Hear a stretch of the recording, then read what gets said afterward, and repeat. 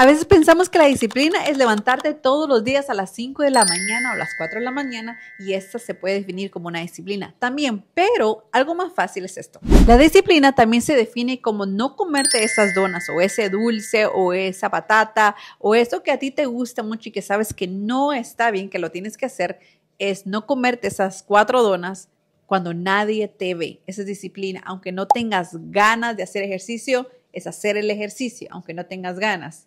Eso se llama disciplina.